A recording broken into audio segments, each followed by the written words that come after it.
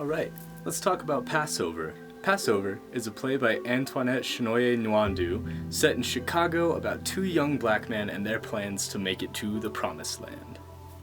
In a very similar fashion to a famous Samuel Beckett play, Passover is just two main characters standing on a street corner, going through an ordinary night, filled mostly with dialogue, with breaks of action and other interruptions. First, before we talk about the play itself, let's talk about the author.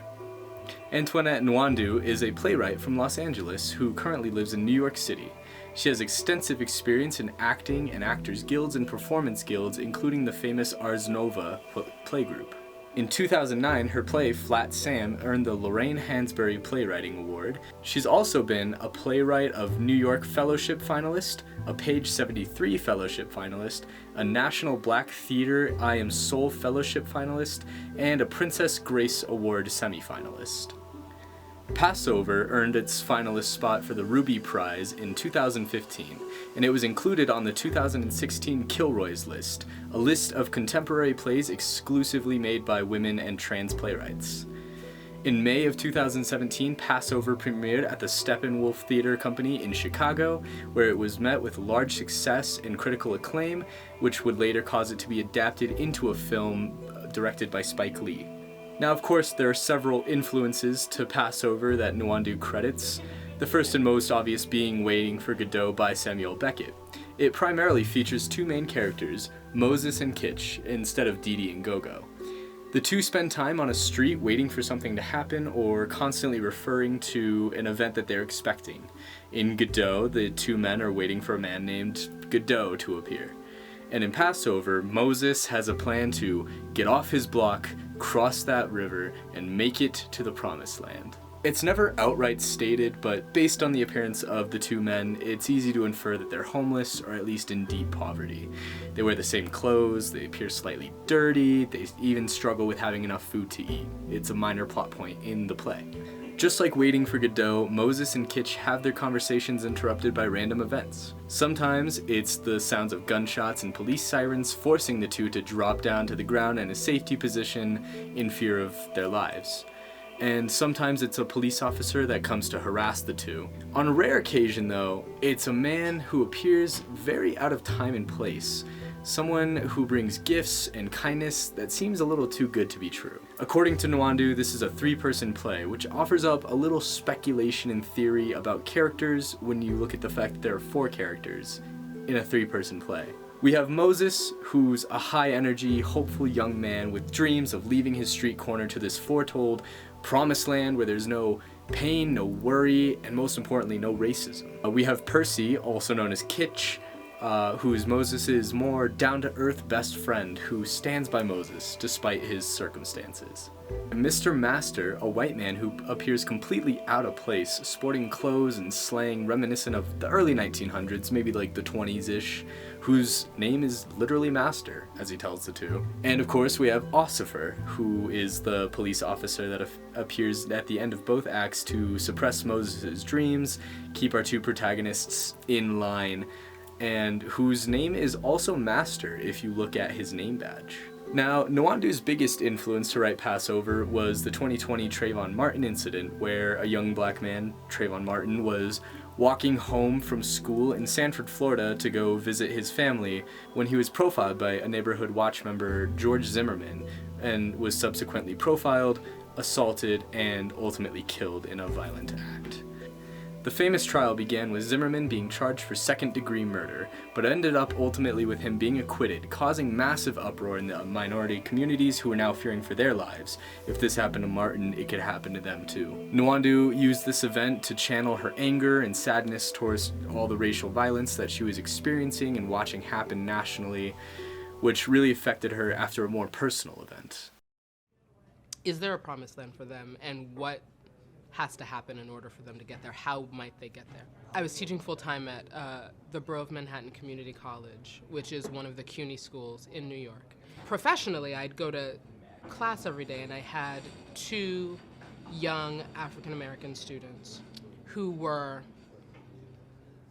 expert at getting me off topic, at asking the question that would, and they looked down 15 minutes later and were nowhere near the lesson, and they were both very dear to me and then increasingly to each other. And they became very, very good friends. And then about 3/4 of the way through the semester, the alpha, I would say, of the two of them stopped coming to class and just sort of disappeared, which is not actually all that uncommon given the student population. But he had made an impression on me, and I reached out to him, didn't hear anything. And then a few weeks later, he shows up again and lets me know that he had, for some useless infraction, had violated his parole, which then opens up the entire backstory. Okay, he's been to prison jail before, and that he would no longer be coming. And so he ended up not finishing the semester, not finishing the class. And that friendship between the two of them broke up. And so that was happening personally on a daily basis for me, professionally on a daily basis. And then personally, I'd go home and sort of feel like, okay, where's my writing? Where is it going? What's happening? I'm feeling very frustrated. And then obviously nationally, it was right around the time of Trayvon Martin's death. And it was sort of the triangulation, I think, between those three situations that got me to a place where I was very angry and I was very sad and I was very frustrated with what felt like an incredibly absurd cycle of both violence and inertia, for lack of a better word. I felt stuck, and I felt like this sort of absurdist worldview seemed to be like coming to fruition, like right in front of my eyes. As stated before, the play takes place in Chicago, and more specifically, Martin Luther King Boulevard and 64th Street, most commonly referred to as O Block, the most dangerous neighborhood in America. Its name comes from Odie Perry, who was a 20-year-old black man living in that neighborhood area who was murdered in the summer of 2011. Gang members have since referred to it as O Block in remembrance of the young resident. It's no mistake that Nwandu chose the violent hub as a location for Passover to help support her message of anti-racism, anti-police brutality, and of course, promoting the potential of young black men across America. I think at its very heart, for me, this play asks us collectively to consider the value of black lives, specifically the value of the lives of young black men. And I would say the value of the lives of young black men who are not special, who are not entertainers, they're not athletes, they're not secret math geniuses, they might never get better, they might never be different, but to entertain the possibility that we need to live in a society that does not ask these young men to prove their worth. Now, the last big influence actually comes from Nwandu's Catholic background, the Exodus story. In the Bible, the land of Canaan, known as the Promised Land, is a region that God has promised to the Jews to be filled with peace and prosperity so long as they keep his covenants. Throughout the Bible, the Jews constantly are gaining and losing Canaan as they fall in and out of God's favor. Even in modern day, there are large conflicts between Israel and the Palestinians over who rightfully deserves to live in that land, where Canaan is, who deserves the Promised Land. In my experience, these stories come down and influence religions like Islam and Southern Baptism, where I see black culture heavily draw its influences from, which clearly seeps into the play. The title of the play, Passover, comes from the Torah, specifically the Book of Exodus, when God sent Moses to lead the Israelites out of slavery in Egypt. Let's briefly explain the context of the Passover event. Pharaoh fears that there's too many Jews living in Egypt and that their population is rapidly growing, so as a countermeasure, he has every male baby slain and enslaves the rest of the people. Moses is saved by his mother sending him down the Nile River in a little baby basket, where he is found downriver and adopted by the Pharaoh's daughter and raised in their house. Later on in life, Moses kills a slave master and flees to the desert, where he encounters the famous burning bush, where God tells him to go and free his people. Moses, with the assistance of his cousin Aaron, goes to the Pharaoh and demands his people be freed. Each time Pharaoh replies no, God sends down a plague onto the land of Egypt. This comes in the form of locusts, cattle death, boils, the river turning into blood, and many more. On the 10th and final time, the Israelites are instructed to mark their doors with lamb's blood and stay inside, as, through the night, the angel of death comes and takes the firstborn child of every house, passing over the houses that are marked with the blood of the lamb. Thus, we get the term Passover, which is now celebrated in modern Judaism as a time of thankfulness and remembrance around Easter to celebrate the Lord rising again and us not losing our children to the angel of death in slavery. Now, that's great, but how does this relate to Passover and Antoinette? Well, the play is chock full of these religious references, some that are very obvious. A man named Moses, who lives in a debatably homeless state, has dreams of leaving his dangerous home and going on a journey to the Promised Land, where there's no hate, no death, and no slavery. He encounters opposition from the land's authority, but persists. By the end of the play, our protagonist, Stephen... That spurs that jingle, jangle, jingle, jingle, jangle. Antoinette Nwandu has gone on record to say that she's rewritten the ending of Passover a few different times, and each time is supposed to be based around the current events of the nation, and that each production should be based on the message that that director wants to send and the current state of their nation. For example, we have the Trayvon Martin killing, the 2016 presidential election between Trump and Hillary Clinton, rising racial tensions in the nation, and most recently, the pandemic. Now I know what you're probably thinking. How does this stack up to Aristotle's 6 elements of theater? Let's run that list real quick. Plot. 2 impoverished best friends hang out on their street corner, passing time talking about their dream for the future while constantly being interrupted. Pretty simple, like Waiting for Godot. Character. Moses, Kitch, Mr. Master, and Officer Master. You can refer back earlier for explanations about them, and you ask me about my theory about how Mr. and Officer are basically the same person. Diction. Primarily modern ghetto Chicago speech, interspersed with that early 1900s slang, as I mentioned, from Mr., and Officer, who appears with a more formal, straightforward, aggressive kind of speech. Music.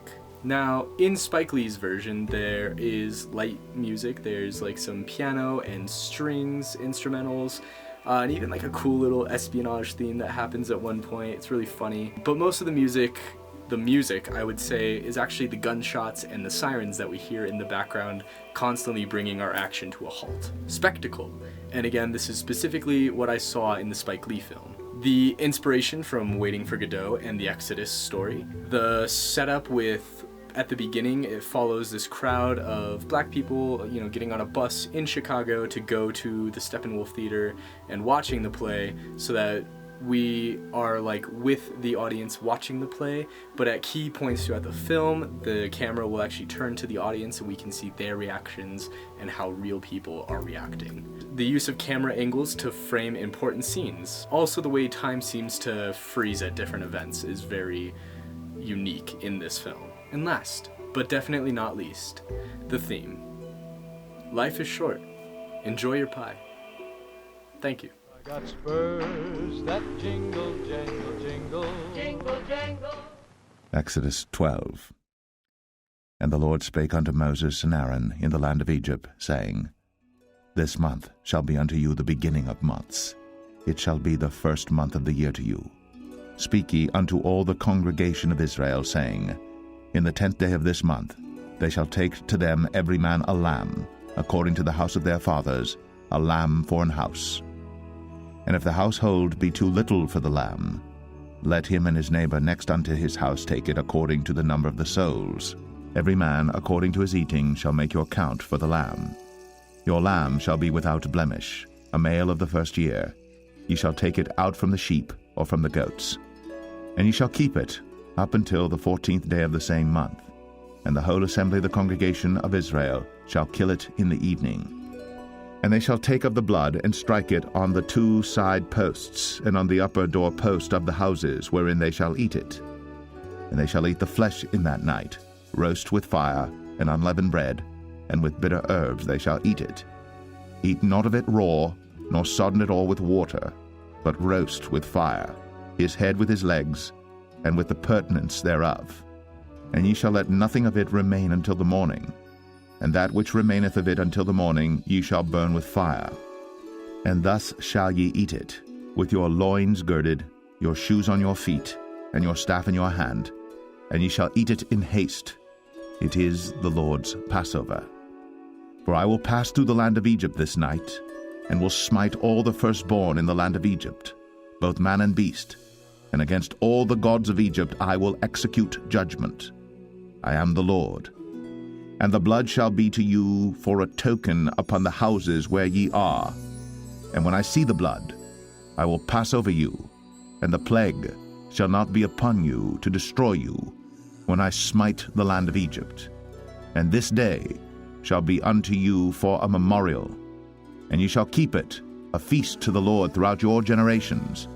Ye shall keep it a feast by an ordinance forever. Then Moses called for all the elders of Israel, and said unto them, Draw out, and take you a lamb according to your families, and kill the Passover. For the Lord will pass through to smite the Egyptians.